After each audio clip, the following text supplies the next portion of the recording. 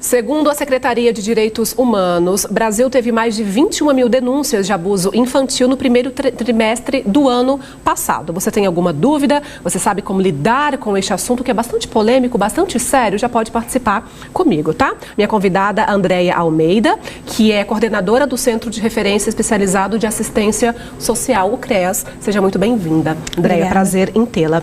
Por quais motivos, Andréia, as crianças elas são vítimas desses abusadores? Bom, Gisele, historicamente a criança ela sempre foi vítima de violência, desde a nossa colonização, né? E vivemos ainda um tempo em que há esses resquícios. Então a criança ainda ela é posta como um elemento a ser vitimado, ser abusado.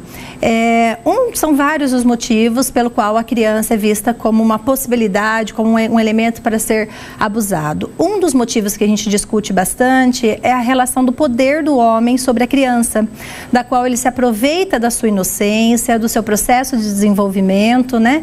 E encontra aí lacunas, encontra brechas fáceis, né, para abusar. Então, entende-se que é pela relação de um poder do adulto sobre a criança que ela acaba sendo vítima de um conjunto de violências. E geralmente quais são essas brechas, esse caminho que o abusador ele segue? Sim, a internet, né, como é um dos pontos que a gente tem para discussão atual. É um facilitador hoje, né? As relações sociais, as redes sociais, da qual tem expandido cada vez mais, que tem facilitado a nossa vida e ao mesmo tempo vem trazendo outras complicações, ela é um facilitador também.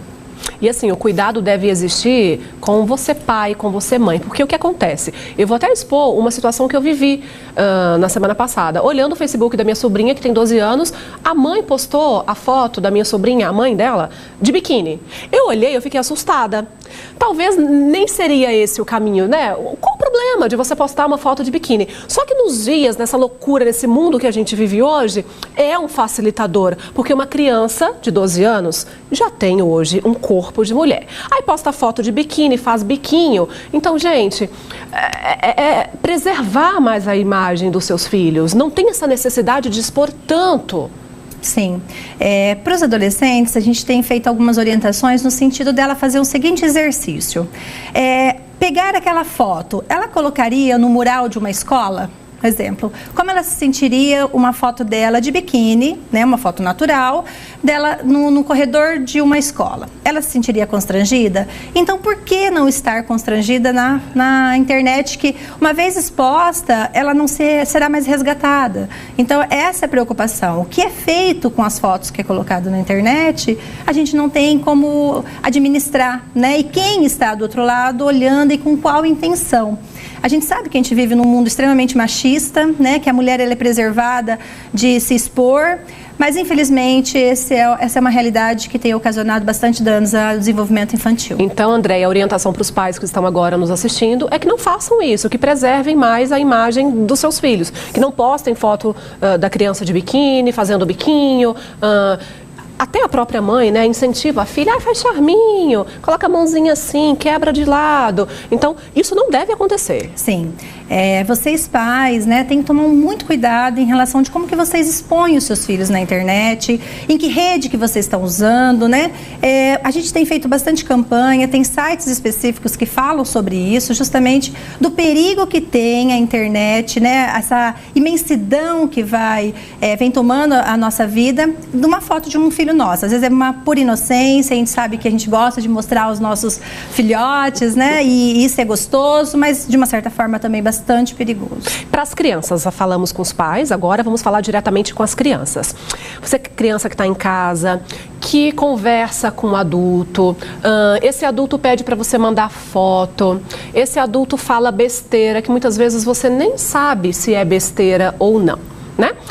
A orientação, Andréia, essas crianças elas se sentem amedrontadas, elas se sentem ameaçadas, porque muitos desses abusadores ameaçam, se você contar para alguém eu vou fazer isso, se você não fizer aquilo eu faço, né? E por aí vai. Então, a criança, de que maneira ela consegue se proteger? Ela pode ir até um conselho tutelar, ela pode buscar de que maneira? Tem um Disque 100 aí, né? A criança, ela pode pedir socorro ou primeiro ela tem que falar com o adulto? Sim. A criança é importante ela ter totalmente esse diálogo com seus pais, né? A gente fala que o primeiro canal de falar do que está acontecendo na sua vida é com os seus pais, com as pessoas que cuidam de você. Às vezes é uma avó, uma tia, mas a pessoa da qual você tem como referência como seu cuidador.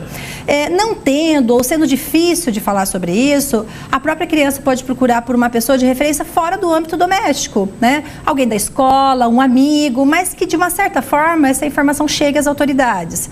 A criança também pode, ela tem autonomia para isso, para procurar a ajuda de um conselho tutelar, de um conselheiro tutelar, né?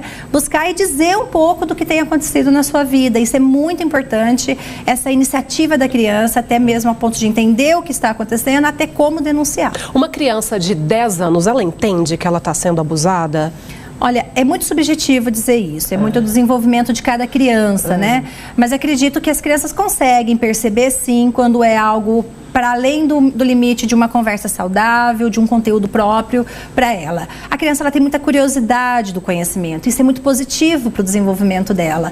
E a curiosidade também para saber um pouco da sexualidade, que é um direito dela, é normal, né? Mas quando se fala especificamente do sexo, que é diferente de falar da sexualidade, já tem que ser considerado o seu nível de desenvolvimento infantil, né? E o que é um grande problema, gente, que a maioria desses abusadores está em casa. É o pai, é a mãe, é o padrasto, é o tio.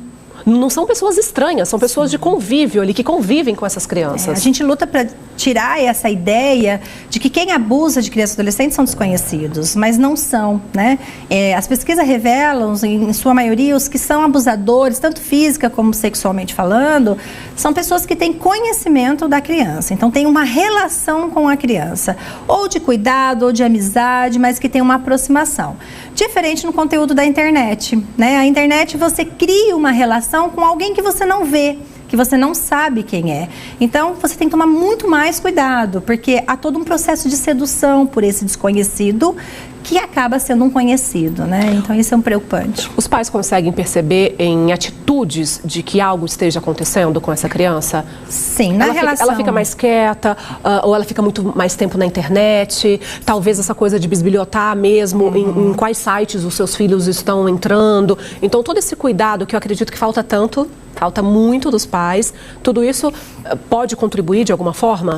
De uma forma, sim. A criança, quando a gente discute a questão da violência sexual, a criança ela tem um conjunto de indicadores que ela apresenta, né, para que a gente possa avaliar, de fato, o que está acontecendo na vida da criança. Até porque a violência, ela é um segredo, ela não é aberta. A violência sexual, muito mais, né, que ainda é recheada de tabus.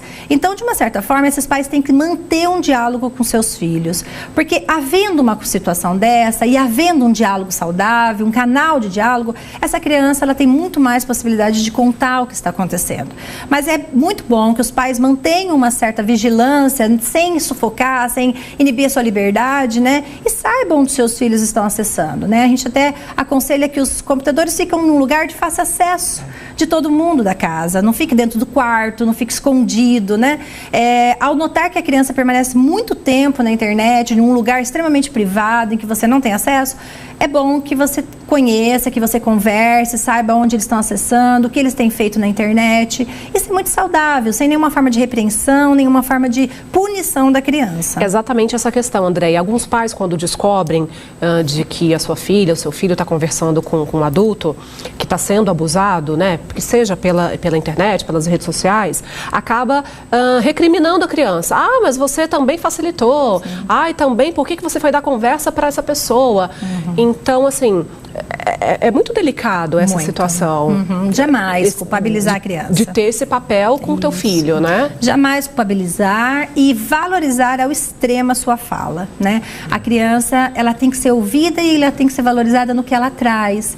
Às vezes a gente presencia o fato de uma criança vir fazer uma queixa por alguma pessoa que ele tem como referência e ela acaba sendo negada, né, na informação que ela traz. Isso é muito triste. Na verdade, acaba sendo mais uma violação do seu direito direito, né, de buscar proteção e de ser protegida. Temos essa cartilha aqui. De que maneira os pais conseguem, Andréia? Que é uma forma de vocês terem mais informações, Sim. né? Nós, do CREAS, utilizamos muito as orientações da Cefernet, é disponível na internet, é possível que os pais tenham todo o acesso ao conteúdo, como também as crianças, de orientação, do que fazer quando percebe que pode ter um abusador. Então, é uma das principais fontes de orientação que nós temos e que a gente orienta as famílias a acessarem. E o Disque 100, né, gente? Não vamos ter medo de denúncia, não vamos nos amedrontar, crianças, se acontecer alguma coisa, né? Se vocês forem abusadas, tá ali conversando com uma pessoa e viu que não é legal aquilo que foi dito, tem o Disque 100, tem o pai, tem a mãe, tem o tio, procure ajuda. Sim. Não se amedronte. De jeito nenhum. Não tenha medo. O Disque 100, a denúncia anônima, no próprio Conselho Municipal da sua cidade, Conselho Tutelar também é anônimo. Então, na verdade, são canais de acolhimento, de proteção da criança. Então, tanto a criança como a família ou alguém que saiba de alguma situação desse nível deve, por um dever de todos, de sociedade, fazer essa denúncia. Certamente. Andréia, obrigada pelas informações. Eu que agradeço. Sempre um prazer receber, né, essas orientações.